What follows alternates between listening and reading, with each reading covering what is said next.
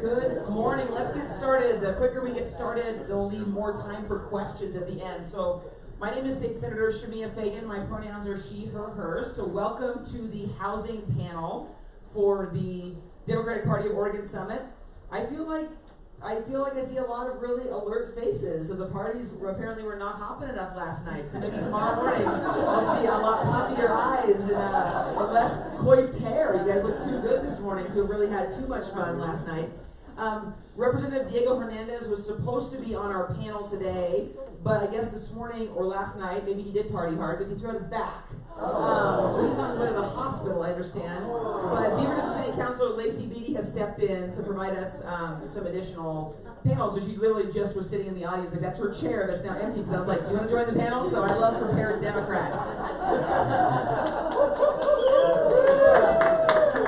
And I will let the other folks introduce themselves in a moment. I'm going to be moderating the panel today, but first I want to talk quickly about why housing is so important to me. I grew up here in Oregon, and in 1997, I was a 15-year-old kid, and my big brother was driving us east on I-84 he was driving us west on I-84. Thank you, you've heard this story before, Bing. What was my brother's name, Bing? And he was driving us west on I-84, and we were going to go see my mom for the first time in a number of years. My dad was a single parent raising us in Dufer and the Dalles in eastern Oregon, and my mom had been living on and off the streets of East Portland because she was battling meth and heroin addiction for most of my life. So she was homeless, and we hadn't seen her in a couple of years, but she reached out to us because she finally had a home, and she was so excited to host us, and so she said, please come visit. So my brother and I pulled up in East Portland to this big, huge house, kind of a Victorian-style white house with this big wraparound porch. And of course we were like, wow, Mom, a nice place. And she greeted us and then walked us around to the front steps. But instead of walking up the steps, she dropped to her hands and knees and she crawled into the porch. And then she invited us into her home. So my brother and I dropped to our hands and knees and we crawled into the porch behind her and we spent the day with her there. And she had kind of a sleeping bag unzipped to cover the dirt floor because she didn't want us just sitting there on dirt. And I remember that my mom, like most people who experience homelessness, didn't have a big storage unit or a U-Haul full of belongings. So she showed us the one box that she kept with her. It was full of pictures of us and letters from us.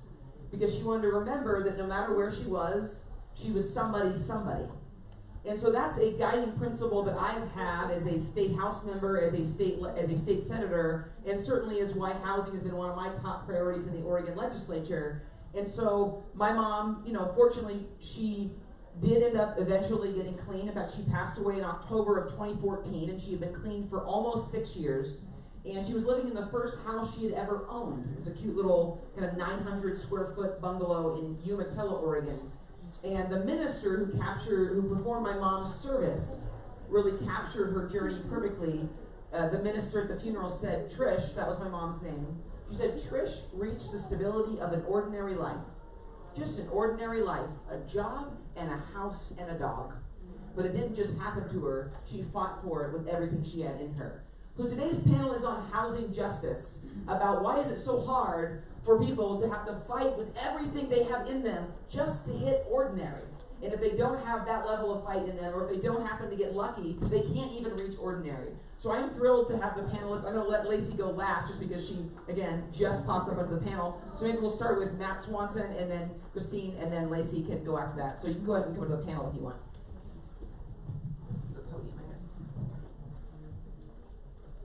Thank you, and my name is Matt Swanson. I'm here representing the 30,000 members of the Pacific Northwest Regional Council of Carpenters.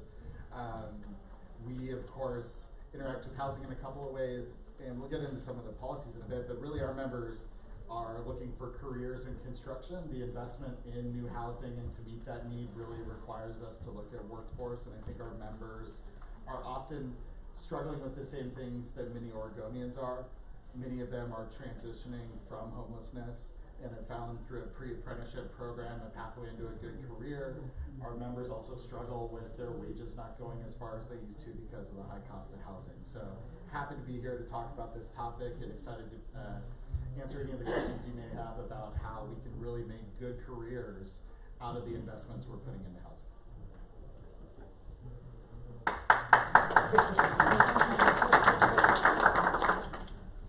Hi, good morning. My name is Christine Lewis. I'm a Metro Councilor representing District 2. District 2 of Metro is everything from deep southwest Portland, Lake Oswego, West Lynn, to Oregon City, Milwaukee, Jennings Lodge, and Oak Grove, all the way east to Happy Valley. It's a really big and diverse district. And when I think about that district, there's a diversity of people, and there's a diversity of housing, and there's a diversity of housing stories. I was elected last year. I've been serving in office for 10 months, and on the exact same night that I was elected, Metro voters region-wide passed a housing bond that we are now implementing. So that's one of the things I'm bringing to this panel today, is a story of how we've invested at the local level in housing for those neighbors who need our help the most as a region. So really excited to bring that experience plus a decade of work in advocacy and within government to try and make effective policies that work for all people. In 2016, I worked with the City of Portland on the housing bond at the city level, so we've already seen one scale up from city to metro, and now here we are with some state folks in the room. How can we do this bigger and better and meet the needs of all Oregonians?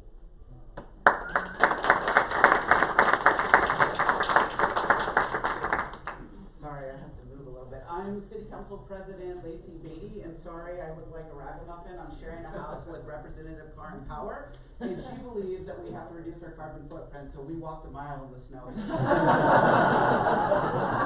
free housing. So housing is incredibly important. Beaverton is an amazing city that's very prosperous, but not for everyone, right? My younger sister is a server at a restaurant. She is fantastic. She works really hard. She lived in an apartment by Nike. When she moved into that 600 square foot studio apartment, it was $600 a month. Then it went to $900. Then it went to $1,100. Then it went to $1,300. And she could no longer afford to move, so she had to move all the way out to Gales Creek. It's about a 45-mile drive back and forth, and she commutes into Beaverton to work every day. And I really believe in our city that is diverse and wonderful and has jobs, that we don't need to import people to serve foods and work. You should be able to work and live in the same community. So when I think about housing, I think of my little sister. We're 15 months apart. She's the hardest worker I've ever met. She's probably served you if you ever eaten at Elmer's, and she deserves to have a house in Beaverton as well. Thank you.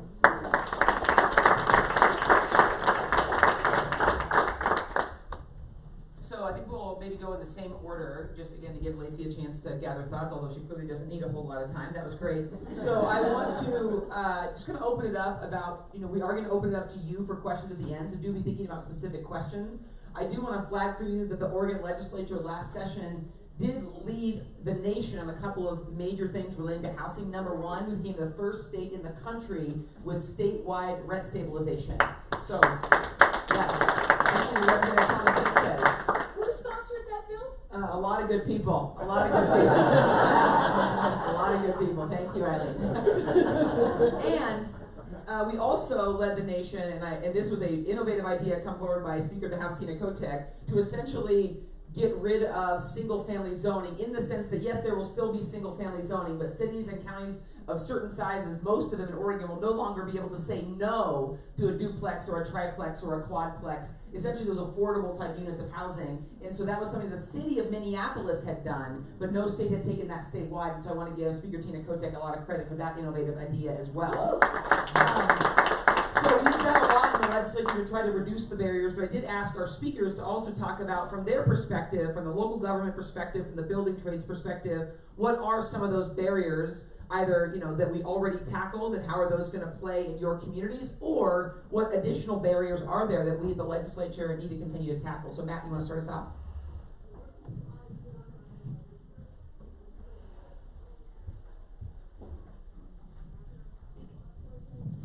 All right. So I think from the construction trades perspective, and really from the broader union movement perspective, I want to say that we, as a union movement, were one of the drivers behind trying to tackle housing policy as a state. I think because our members, when we bargained for better wages and benefits, really felt that, those, if you get a 2% raise, you aren't feeling that the same when it's getting eaten up by massive rent hikes. when you can't afford a house in the neighborhood you grew up in. So it's something that we as a movement have really taken on and are lucky enough to have great policymakers in the state who've taken that on with us. I want to point out, I think, so the first barrier that I think we can all think about is making sure that people have a good career with a living wage to afford housing. I think that is critical as a starting point. So that's not necessarily some of the housing policies that we'll talk about, but it is related when we think of, you know, we haven't invested in housing to the level we need to with some good updates recently, I guess, with the Metro bond. So we've seen hundreds of millions of dollars that will be coming online to invest in housing. The count I saw is that we really need to add about 155,000 new homes over the next 10 years to meet the need. And from the construction trades perspective, I think there's two paths we can take to get that done. One is the way maybe we've done it in a lot of places, and there was a project in Eugene where we gave tax breaks to a developer. It was the Capstone project. That developer then turned around and cheated their workers. So when I think about how are we going to find enough workers to meet that demand for housing, to construct that, if people are getting cheated, if they're getting paid less than perhaps other commercial projects to do this, we're simply not going to be able to get the job done. So we need to make sure that these are good careers. And the transition for people that are in housing instability, they need a good job. So look at how we interact with pre-apprenticeship programs. I think the Metro bond is a good example of where we can take a good public investment, look at how it lines up with our pre-apprenticeship programs. I would love to see us take on some other aspects of that, like requiring percentage of women to come into the trades. We need to increase, you know, we're never gonna meet the workforce we need if we really pull from a bunch of guys who look like me. We need the rest of the state to really be reflected in our workforce. Same is true of people of color. We need goals to increase our diversity in our trade. I think housing is one way with those investments to bring that in. So in Los Angeles, I think there were some innovative steps taken around transit-oriented housing where they did look at community benefit agreements. How many local contractors are we hiring? What is the diversity goals that we're using with workforce? And I think if we're not able to build that workforce, we're not going to get people into careers where they can afford a house. And I think it's not really realizing the opportunity we have with those public investments. So that's really our story, is we're taking people oftentimes out of poverty, moving them into a good apprenticeship. If they can work on a community need, like building all of those houses, and you know, it's gotta be low and middle income housing, not just high-end condos. We do all types, but we need that full mix, and it should be also oriented towards some of the transit-oriented investments that we've seen in other jurisdictions. I think that's very important, and we just wanna make sure it's a good career, because housing is definitely an area where we see a lot of wage theft. We see workers who are taken advantage of. We need to turn that around, or we simply will not have the workforce we need to build our housing. So I think that's really our perspective on it at this point. Happy to answer questions later on. So thank you. I would like to echo that for the electrical trade. Yes.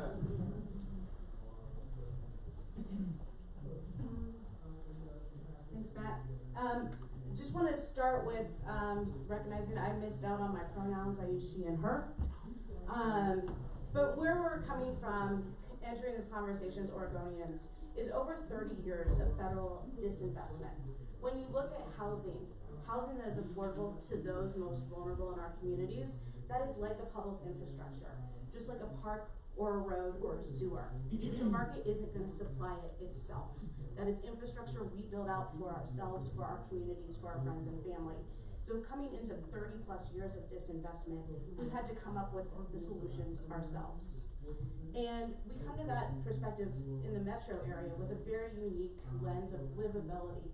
How we're working together as 23 cities, 3 counties, so that you can expect the same base level of service, of livability, no matter if you live in Beaverton or Forest Grove or Gresham or down in the heart of District 2 in Milwaukee.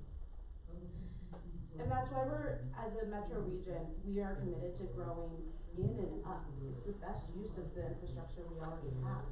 That's why we manage an urban growth boundary that finds that balance between where we do need to grow, but also protecting farm and forest land. we have a very strong belief that when we are putting communities at the edges of our region, they need to have access to transit. People who live in affordable housing should be close to services, jobs, transportation. And at the edge of our region where those things are yet to grow, that's not the place to be building for affordability. So we are also working on climate smart strategies for all the work that we do, and some of that's very rooted in transportation. But when you think about dense housing, that's climate sustainability. And also, if we're gonna do our building plans smart, we're gonna be looking at being energy smart, water smart, so that yes, we are good to the earth, but in the long run, those buildings are operationally costing less. So when you're looking at the pro forma of a building, over the course of the life of that building, if you can get your energy use down, you can get your water use down, it's gonna pencil out better. And then I just wanna echo what Matt said. When we're thinking about building housing, we have to be worker-centered. Metro is sponsoring a project called C2P2. It's the Construction Careers Pathways Project. And it's something that we're leading, but anybody who's in any of the jurisdictions within Metro, so that's any of the 23 cities, some of the special districts, the counties, you're welcome to join us. And that is us joining together as public agencies and saying every time we make a public investment, every time we are building something in the public good, we're gonna have construction workforce goals that we're gonna meet, and some of that's part of training. We're gonna bring people up through a demand side. So often when we're looking at construction careers, our solutions are supply side. But if we as government agencies can say, yes, we are gonna have a threshold, 20% people of color on this construction job, that's gonna get them in from a demand side. So if you are interested at all in the construction careers, I hope that you check out Construction Careers Pathways Project, sponsored by Metro.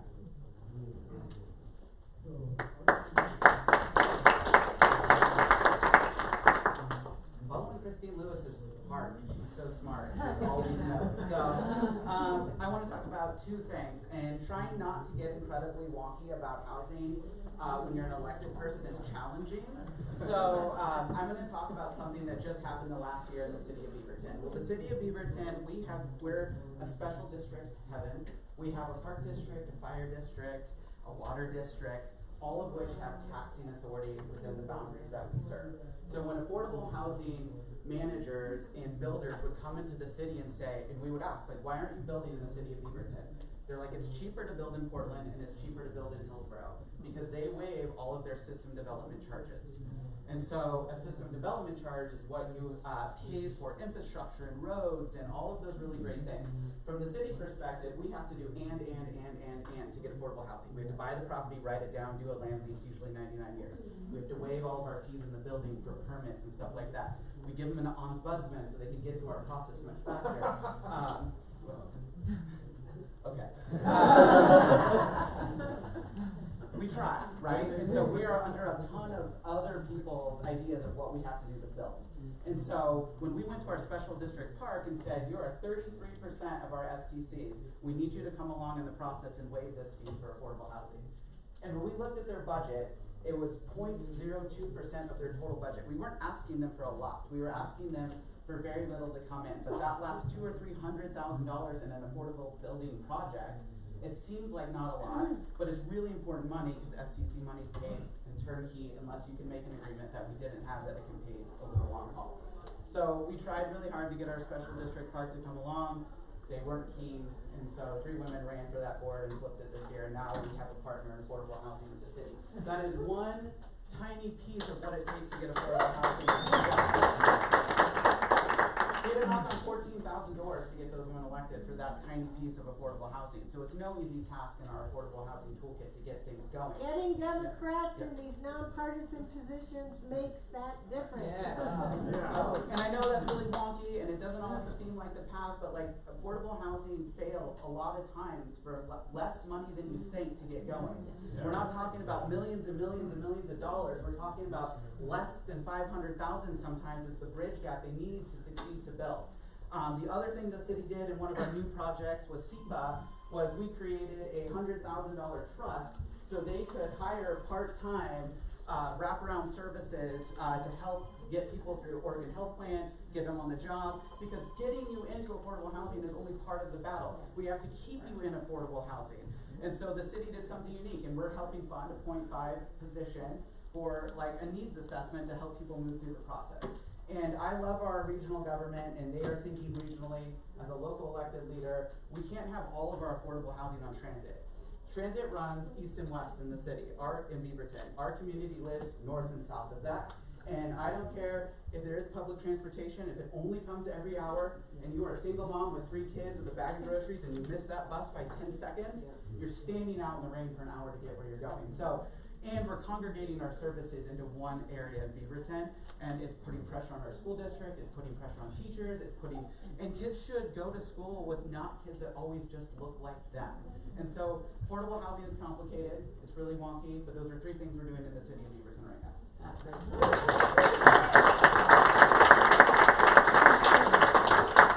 Councilwoman, they all came to a housing panel. I think this is a wonky, nerdy crew. So you're a good company. People. Yes, exactly. That's what the highest compliment. So I'm going to kick it off with a question to the panel. To keep the questions and the answers efficient, instead of coming to the podium, you guys can just stand. So I want to make sure that the people over here that aren't blocked by the podium.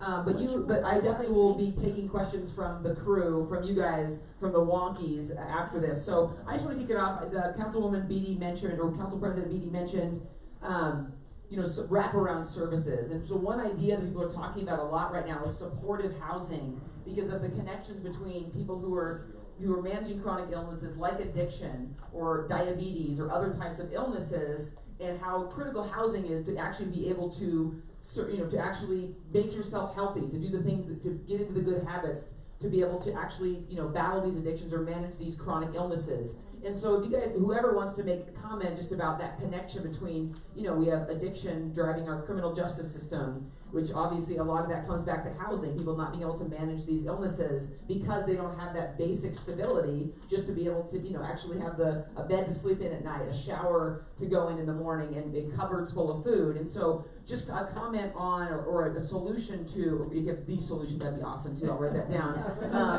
But to the problem of kind of this cyclical criminal justice system with addiction, but how housing is really at the base of all of that. So if you just want to stand when you answer the question, and then the next question is going to come from the audience.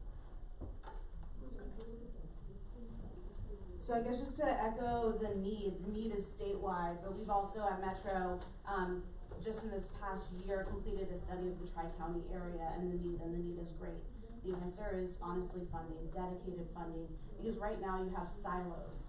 Government's really good at creating a program that's micro-targeted here, but people live complex and difficult lives. And if you're moving between here and there and you don't have policies that connect, supportive housing is about making sure that you have funding for somebody to make sure that yes, you're getting housed, yes, you're taking your prescription medications, and yes, you're getting out of that house to, maybe go to a park, recreate, take care of yourself.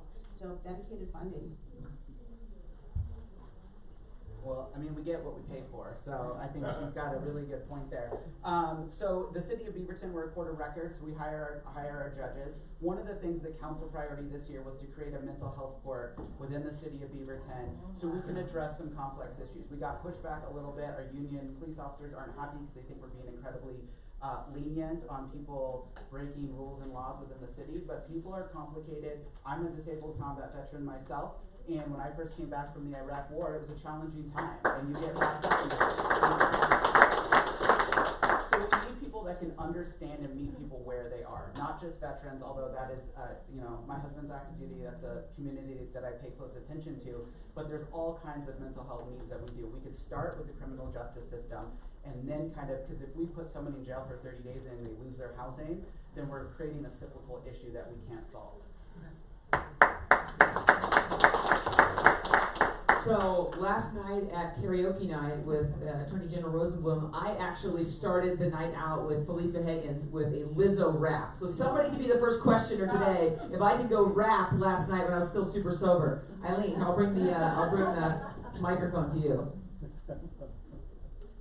I got a comment and then a question. First of all, thank you so much for bringing up transportation and how important that is. Just to let you know, we are sitting in the second largest private employer in Deschutes County, and there's no public transportation.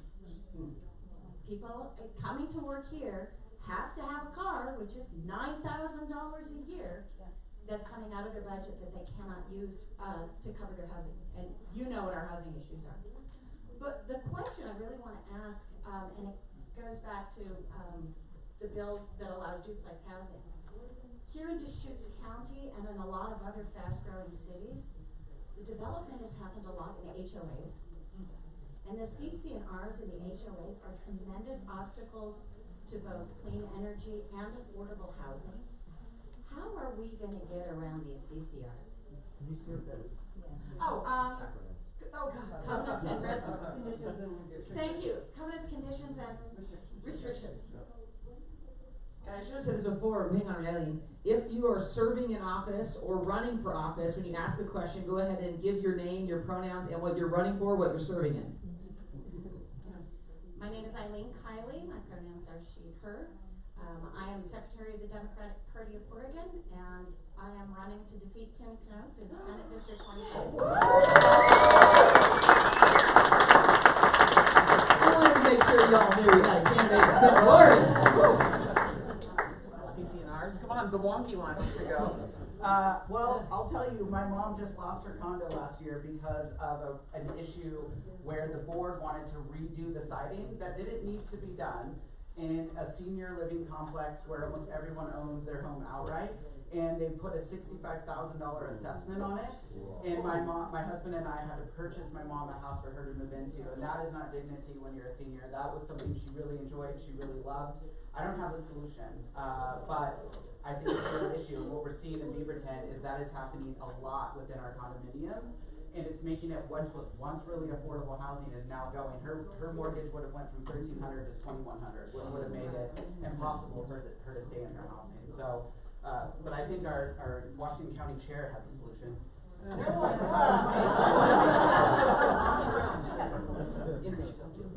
Hello, good morning. My name is Catherine Harrington. I'm the elected chair of the Washington County Board of Commissioners. For the first time, hopefully, we have a progressive majority.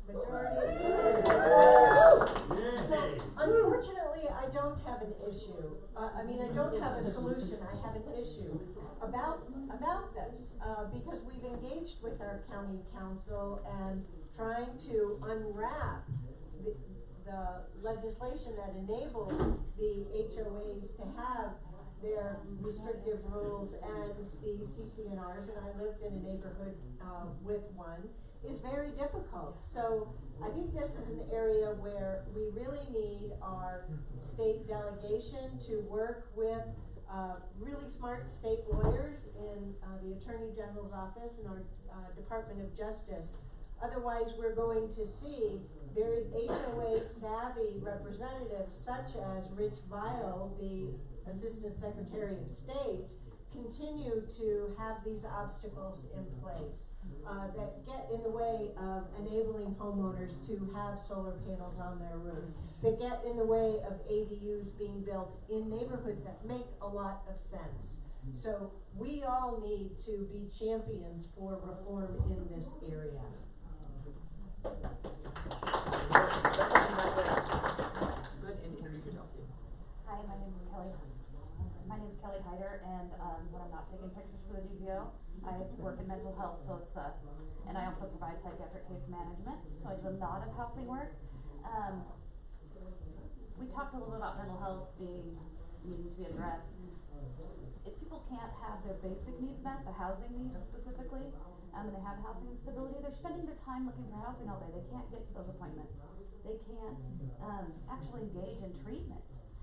So housing is so very important for those folks. I also have a question along the same lines. I'm working with a woman who was receiving housing assistance, had a dispute with the authority, happens to be a religious organization as well. There's no oversight. There's oversight to a level, but it's all internal. And so when we contacted HUD, was a waste of time. We got no response. To file her complaint, we got nothing. We ended up having to file a lawsuit alone, prima facie, which we won last week. Actually, last month.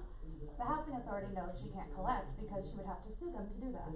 She would have, well, she's got a judgment, but so they don't care. They just don't care. They're not gonna pay her, and, they know she doesn't have any recourse, so oversight would be great too. Yep, yep. Regulatory oversight.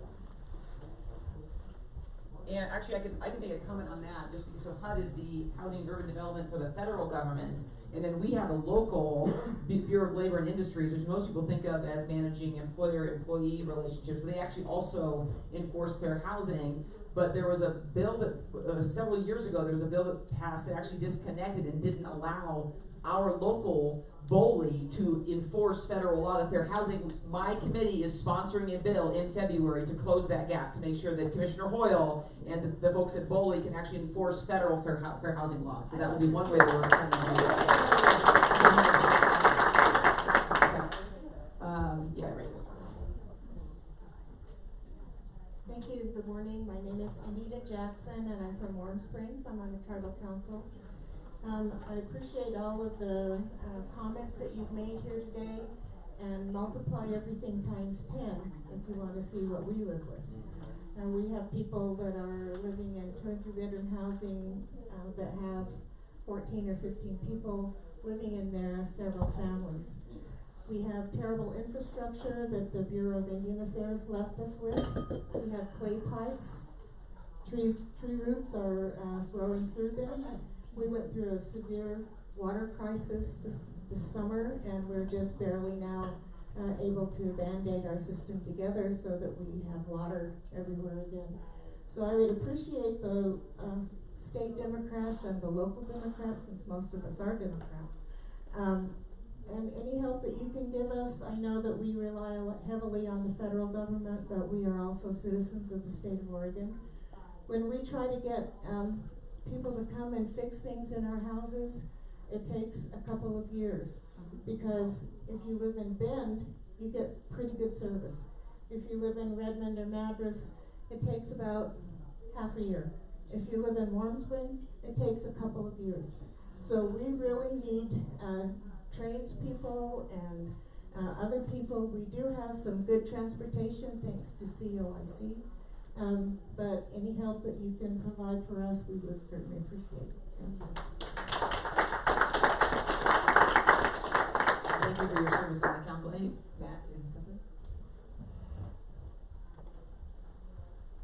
Well, I actually just want to talk about how, first of all, it's shameful that there are people living in those conditions, and that we haven't, as a state, really prioritized how we rebuild that infrastructure. I think it gets back to a couple of things. One is, how do we help a community really lift themselves up? So, I would say we partner oftentimes with tribal communities on apprenticeship and programs of that sort, and it's something that I think we need to do more of. Bringing people into the trade is a great way to address some of those issues. And I can say that, as just one union, we're committed to help.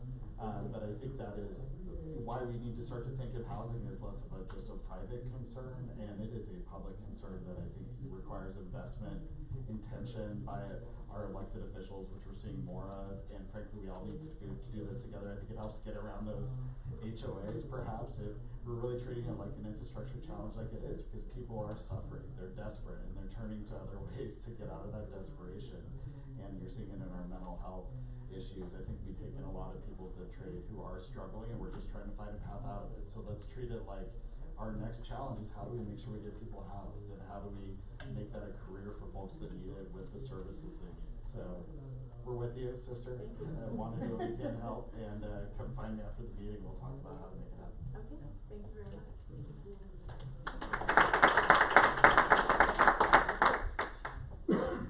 Hi there, my name is Kate Lieber, and I'm running for Senate District 14, which is Mark Hass's seat. I currently chair transition projects, which we transition 1,000 people from homelessness into homes a year, and run 800 shelter beds in Multnomah County. And of course, mental health and addiction is huge. And one of the things so I have a comment. First of all, Wapato is not the answer, and I'm glad that's off the table. We've had a lot of issues around thinking that we're supposed to house, apparently, the homeless in a jail. So I'm glad that is off the table.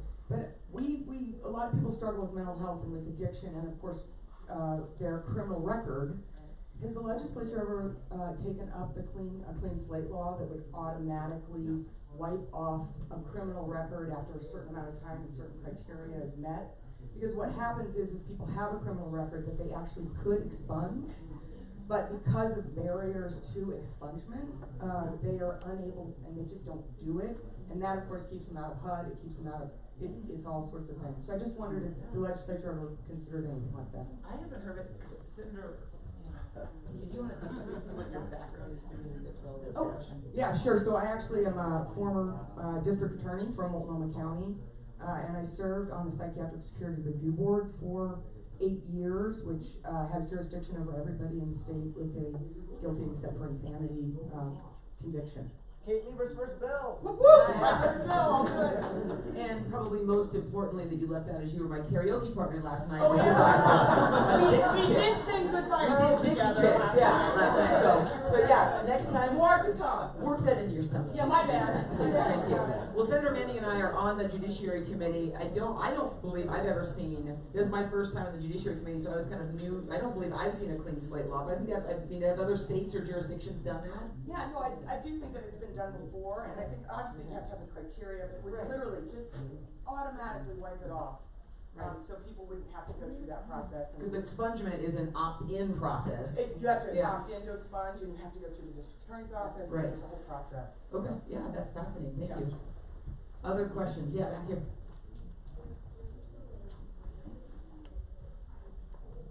Thank you. I'm not running for anything. I don't care who you are. What's your name? My name is Jolene Eskimo Pitt. I'm also from Warm Springs, and want to take a moment just to invite to welcome you all to our homeland.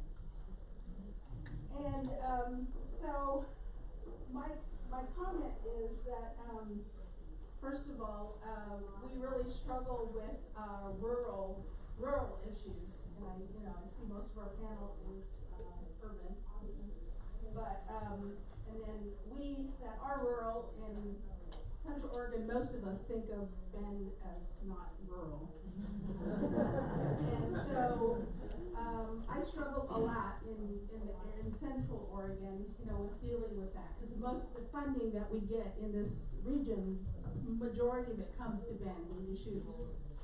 So again, that trickle down thing, where then there's no funding going out to Jefferson County and Crook County and some of the outlying areas. So I'm really looking for some models that will help maybe to share some of the wealth from some of the other communities in our region, and how that can be done. Because I don't want Bend to get the more of the reputation of being a gated community. I've heard, the housing values here are now $450,000 as the average housing cost, and not counting the land. So one thing that I'm working on is cross-cultural issues, and a tool that I'd like to all point you to is something called the social determinants of health. And those, I think, are really helpful for a lot of these issues in talking about, what did you call it, wraparound and supportive housing. That, we need to involve the people that are actually affected by all these things to come to the table and talk about how all these issues can be addressed. Because thank you, we appreciate you all trying really hard on our behalf, but we need to be at the table if you want us, to be a part of the solution. So,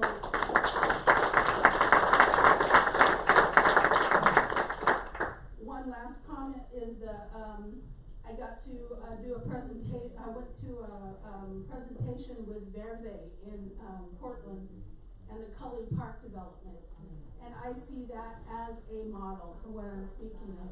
That they did it, the way to bring in the low-income community around that park, as well, the tribal community. There's features in that park that are tribal. That community has great pride, in that. And I love the incentives. They got to do the development of that project, and they put incentives. They said if we let the city develop it with their incentives, it's less than 1% of people of color that will work on the project, the construction.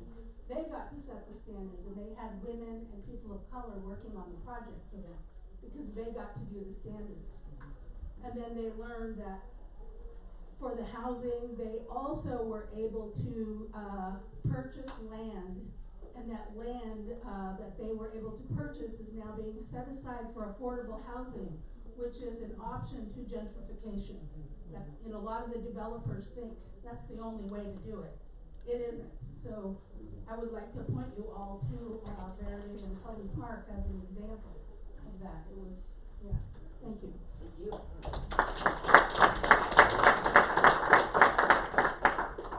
Comment from one of our panelists.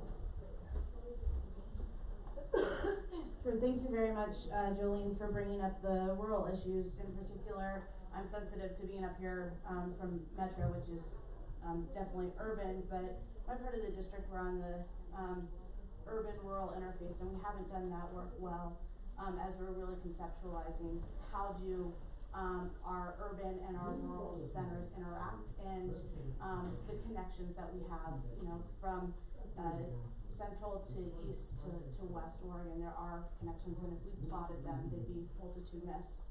When you bring up Verde, I think that's a really excellent community organization that Metro has established one partnership with. And I would just like to say that when we are doing policy development at Metro, we look to community partners, and we actually have input panels composed of community members who are actually paid for their time. So for local governments looking for deep and real community investment, investing and paying people to be part of your process matters. It pays off. You get things like Coley Park. Yeah, and I think that I wanted to add that when we were doing the Senate Bill 608, which was the statewide rent control bill, I think as an excuse to not vote for it, a lot of the Republicans were like, oh, this is a Portland issue, but actually when you look at the percentage of homeless kids per capita, Multnomah County is like 11th out of 36 counties. Grant County was #1 in the state for the percentage of homeless students. And of course, that's not an urban county. So I think that it is dispelling the myth, and I appreciate your voice at the table, dispelling the myth that houselessness is just this urban problem, because it's everywhere across our state and obviously in our tribal communities. And so I think it's really important. I appreciate you speaking up. Other questions? Yeah, right here. Yes, hello. My name is Jean Brigstad, and I wanted two comments on affordable housing, to encourage you to look at livability, and the social determinants of health are really important and should be interested. Jolene, thank you for bringing that up. So walkability, grocery stores that actually have fresh food, parks, those elements need to be part of the affordable housing, because the everyday life of people and being in a green space, having the ability to have fresh food and the ability to know how to quickly make a fresh meal, those are support services that I really encourage you to look at deeply and add. The second thing is, I'm a president of an HOA, and I am very interested in talking to you about the CC&Rs, but also what triggers for your mom, from your mom's experience, for me, is what I have, my background is finance, is that all HOAs are volunteers, and the fiscal responsibility for managing the maintenance is significant, and if you do anything, there should be ways in which people who volunteer to be on boards receive some education, because that $65,000 assessment should not have happened. There are state statutes that put reserve funding requirements. It's not all HOAs that understand them, that follow them, that feel that they're important. So there's real, and as we start putting 400 people into apartments, and you're running it with 5 volunteers, that result happens. And I'm very sorry that happened. Thank you.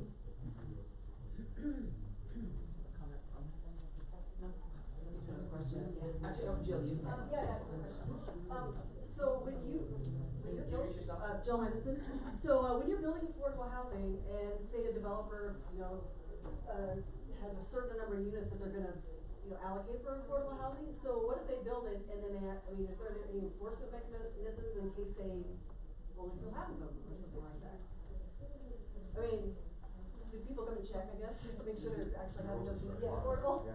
Oversight, and I also use she, her pronouns, I missed that in the introduction. And we do have oversight of that, and we have reporting, but Metro has a little bit more in depth than local government does. But we do go back and we require them to report to us yearly when they get city funds on what they're doing and how they're filling those spaces. And for oversight with our Metro bond, we actually have an oversight committee that's not only going to be doing evaluation on the back end, but before anything is built, we actually have a plan evaluation put before the oversight committee. The work is done in partnership with nonprofit partners.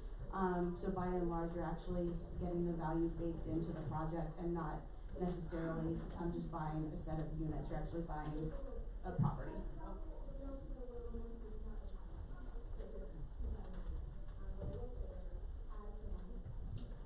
Hi, is this on? Okay, Kathleen Lewis, she, her, and hers, and I'm a volunteer who, in this capacity, who's been on a lot of boards, mostly as a fundraiser for a wide variety of nonprofits, chairing development committees and fundraisers and working on numerous capital campaigns. And I've, just hearing this conversation is just heartbreaking, and working in the nonprofits that I've been involved in has been heartbreaking because our state is so lacking in resources compared to states of similar size. People talk about the resources it takes to educate people in our states, but we are lacking funding. We don't have enough of an educated, high-paid population, and so, I hear all of this, and I just think of economic development as that conversation happening, and why don't we even have a session that is focusing on that? How do we bring more business into Oregon, more jobs into Oregon, and more resources, more tax revenue into Oregon?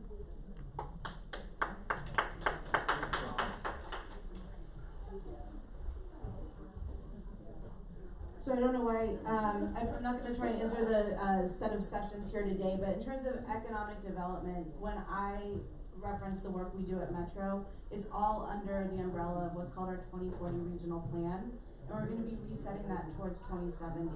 And so that's a balance of land use for housing and transportation needs and our economic development. So we specifically have employment lands, and panels of study as to what the future of our economy looks like and how we plan for it.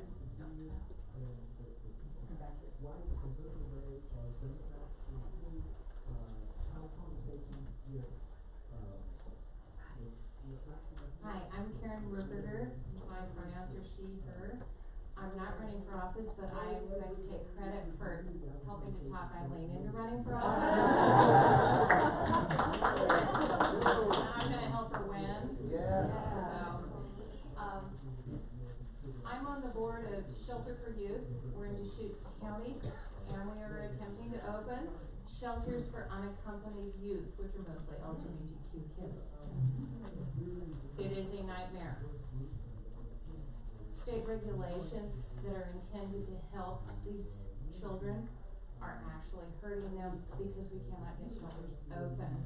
So, what are we doing to help kids that are not in families have the housing that they need in order to thrive and in order to be able to go to school and be able to be productive citizens? Because if you're an unaccompanied child, the only way you have to make a living is illegal.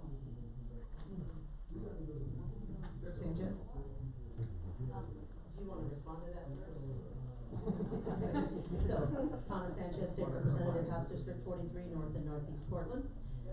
I just want to say, we actually do have a lot of jobs here in the state of Oregon. We have a lot of industry.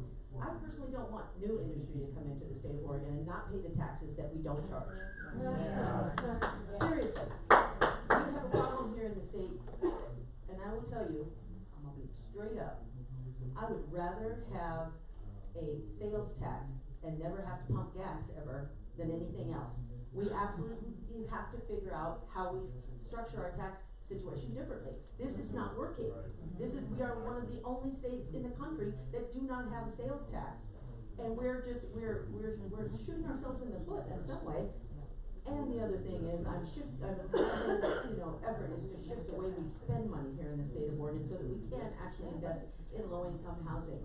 We have to stop investing in our criminal justice, not investing with them. We have to lower the cost of that. We spend $1.9 billion every biennium on the Department of Corrections, and the majority of the people in those institutions are in there because of alcohol and drug-related crimes.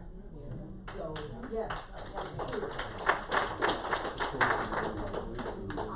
want to move the Alcohol and Drug Policy Commission strategic plan so that we can actually help deal with that, the issue of addiction and mental health, so that we're actually supporting people to come up, to be able to support themselves to get housing, to be able to support themselves to have jobs.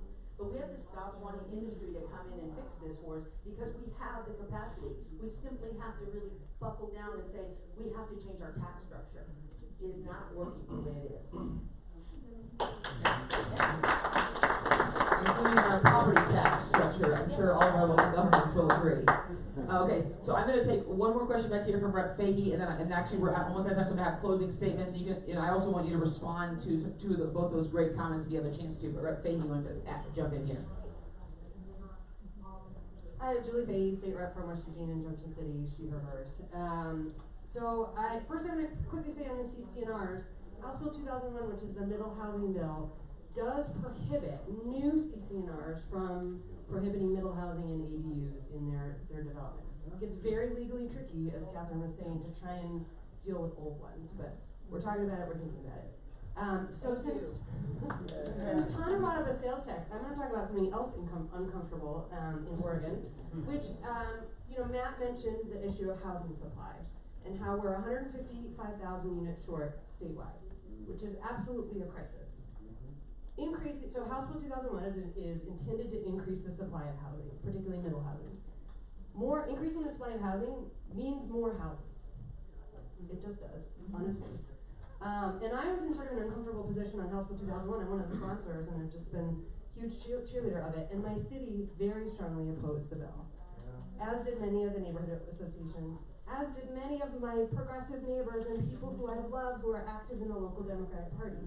It is a challenging conversation because increasing the supply of housing means more housing, and that means maybe in your neighborhood.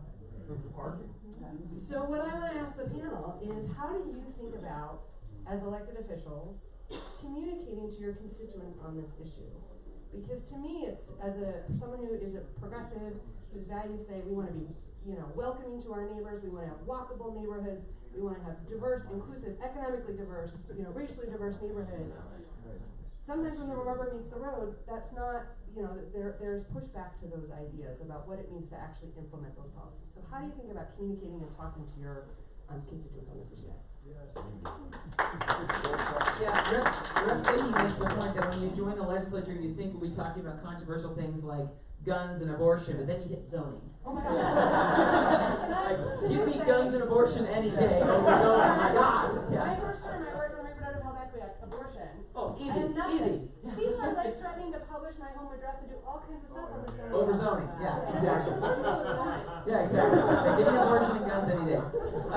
So I think that we had 3 really good questions. So as you do your closings, feel free to also work your responses into those last 3 questions. Great questions too. Total wonky room. So way to nerd out, you guys. I guess I'm going first. Okay. So I just want you to know that I broke away from our city and the Oregon League of Cities to support House Bill 2000. People get angry, and I also, in my day job, deal with abortions and say abortion all the time, but zoning is something that really wants to get people off their rocker. I the other day met with a climate person that was coming to talk to me about climate, and he wanted to talk to me about Bridge Meadows. Are you guys anyone familiar with Bridge Meadows, intergenerational housing? Well, we had it slated to go into a different part of Beaverton, and that neighborhood basically ran them out with pitchforks. And there was a lot of help from other electeds to make it happen. It actually is around the corner from me. They're amazing neighbors. My property value actually went up when they went into the neighborhood. But this really nice, kind, climate activist Democrat was proud that he was in the homeowners association that ran them out of town.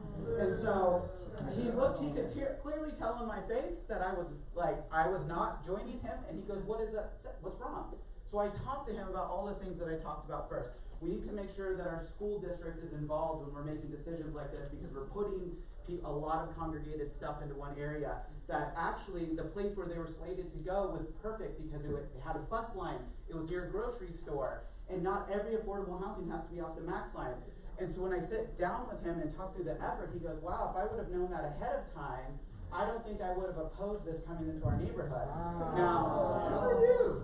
There's 100,000 people in Beaverton. I simply don't have the time to go and explain to everyone what our problems are.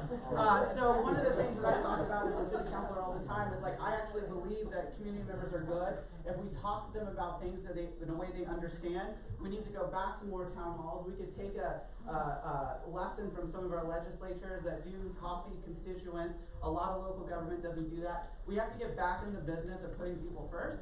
And so I do think by sitting down and explaining to our neighbors, there's going to be NIMBY people no matter what. But we don't have to focus all of our energy on that. Local government placates to the squeakiest wheel. And so we have to make sure, and when people are happy with government, no one comes to City Hall to testify to tell me what an awesome job I did. Thank you. So I think that's what we have to also keep in our mind too. And I know the state government is different, but like city government, I'm hypersensitive to the mob mentality and really get out of that silo and go talk to my neighbor that's owned her house for 50 years and ask her what she thinks. And it's usually not what the mob thinks. So I think we could do that. To your homeless student issue, Beaverton has one of the highest rate of teen homelessness in the state of Oregon, in a city with Nike, Columbia, and Intel. I serve on Home Plate Youth Board of Directors. It's Washington County's only youth services addressing youth homelessness. My husband grew up in Prineville, and he looked like that kind of homeless. He couch surfed. His mom was doing drugs. One family took him, and they owned a hotel in Prineville. He cleaned it. He stayed in a room. It's the only reason he went to high school. It's the only reason he went into the Army and college and graduate school. And our entire upward mobility in life came from that one family doing that. So that is a serious issue. They're like our family. Every time we go to Prineville, we can make it that far away from Beaverton. So I think what we need to do, and right now we're looking at that kind of housing with Home Plate. It's about a $3 million project. So the capital campaign, and it goes back to what we value is what we fund. So thanks for letting me crash your panel. All right.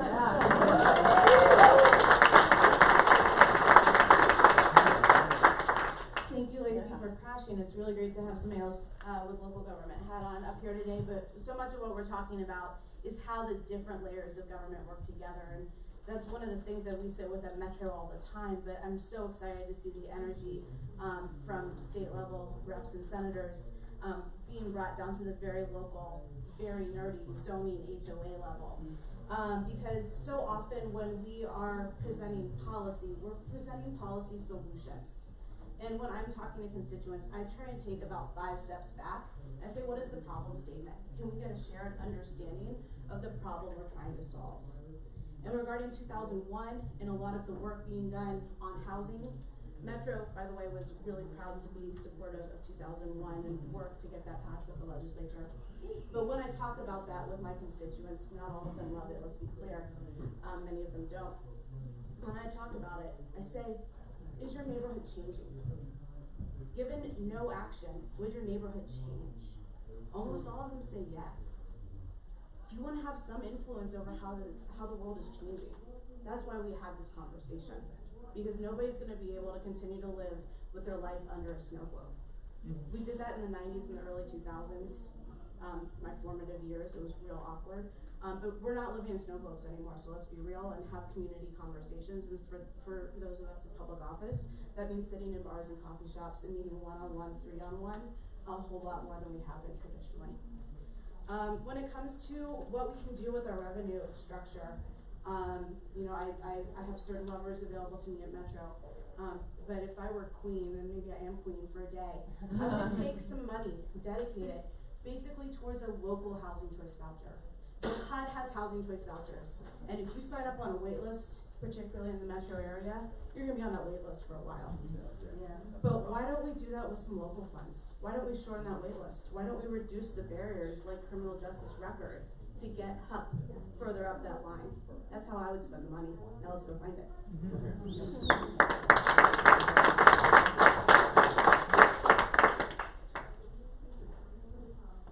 Well, first of all, thank you for coming to a panel on housing. It is probably one of the most important issues in our communities, and I think it's one that we at the Northwest Carpenters Union are excited to partner with all of you on. Because for us, as I think I talked about a lot, and I hopefully was a little bit repetitive on this, starts with apprenticeship. The union apprenticeship, whether you're with the electricians, the carpenters, the laborers, wherever you come from, it can change your life. And if you walk into the union hall right now, I think you'll find some of those apprentices who are struggling with some of the addiction problems you may have talked about. I've heard people talk about services, and we certainly need services. We also need to give people a way out. Desperation, I think, when you're struggling with homelessness, when you can't have a stable home life because you don't know where you're gonna live next month, that leads to a lot of choices that people make that aren't always good.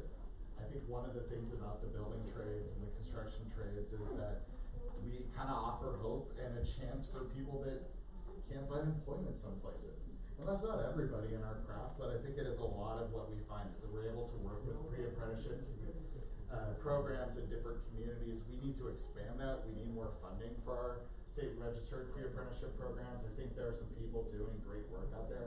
And how that connects to housing is, you know, when I think about all the investments that we're gonna make, we need to think about the workforce that's gonna go out and build that, and are they gonna reflect our communities? I think that's where we need to set, frankly, more aggressive goals around women and people of color coming into our trades.